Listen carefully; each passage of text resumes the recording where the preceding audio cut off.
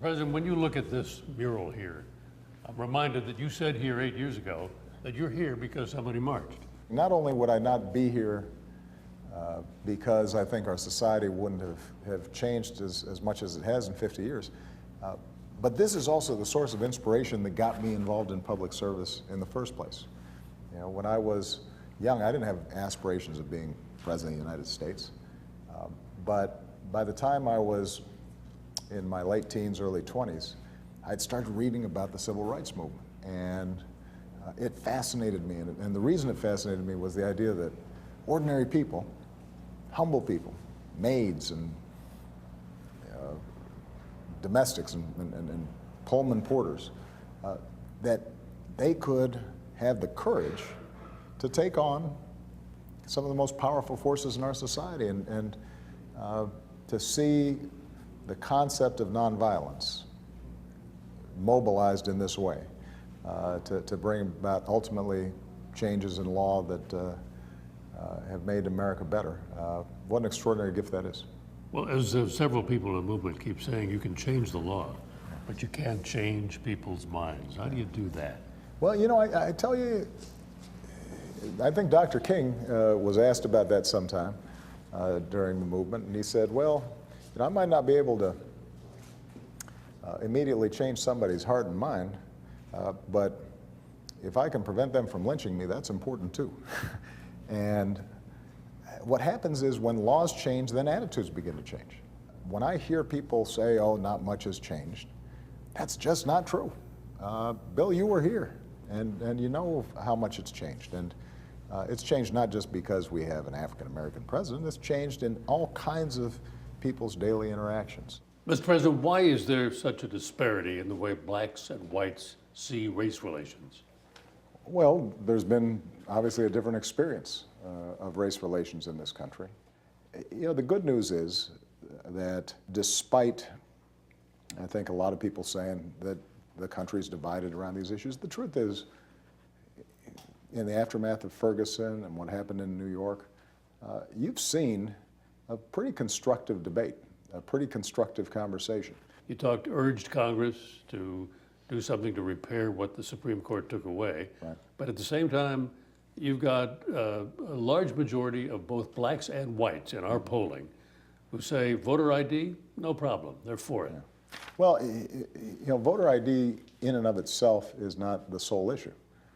The issue is, does the Justice Department have the tools through the Voting Rights Act to make sure that if a local jurisdiction is discriminating against a certain set of voters, black, Hispanic, white, Asian, that the Justice Department can actually get in there and fix it.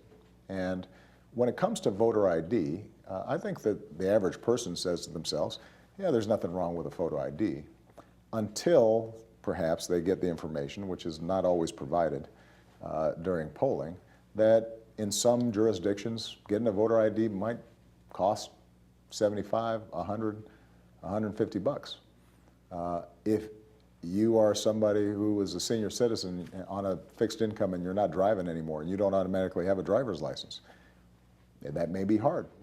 I also asked the president about other news of the week, particularly his ongoing negotiations with Iran to halt their pursuit of nuclear weapons.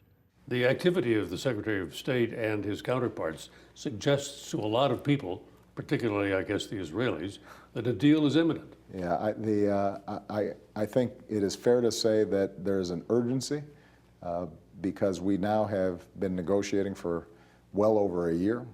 And the good news is that during this period, Iran has abided by the terms of the agreement. We know what's happening on the ground in Iran. They have not advanced their nuclear program. So we're not losing anything through these talks. On the other hand, you get to a point in negotiations where it's not a matter of technical issues anymore, it's a matter of political will. And you've said that if there's no deal, you're willing to walk away, that's it. Absolutely. If there's no deal, then we walk away. If we cannot verify that they are not going to obtain a nuclear weapon, that there's a breakout period so that even if they cheated, we would be able to have enough time to take action. If we don't have that kind of deal, then we're not going to take it. Another of the president's concerns in the Middle East, the so-called Islamic State in Iraq. Right now, Iran is allied with, fighting alongside Iraq to take out the Islamic State near Tikrit, and the U.S. is sitting on the sidelines. Are you comfortable with that? Well, I don't think that the U.S. is sitting on the sidelines. We've got a lot of stuff going on in Iraq. What we've been very clear about is that our top priority is making sure that ISIL is rolled back. What is also true, though, is that the only way to maintain long-term stability inside of Iraq is if the Sunni minority feels invested in their country the same way that the Shia majority does. There's controversy in Washington as well, with news that Hillary Clinton improperly used her personal email account while serving as Secretary of State. Mr. President, when did you first learn that Hillary Clinton used an email system outside the U.S. government for official business while she was Secretary of State? At the same time, everybody else learned it through news reports. Were you disappointed? Let me just say that Hillary Clinton is and has been an outstanding public servant. She was a great Secretary of State for me. The policy of my administration is to encourage transparency, and that's why my emails, the BlackBerry that I carry around, all those records are available and archived, and I'm glad that Hillary is instructed that those emails that had to do with official business need to be disclosed. No president can ever escape the concerns of his office. But yesterday it was clear that this president relished his moment in history. Selma shows us that America's not the project of any one person. Because the single most powerful word in our democracy is the word we.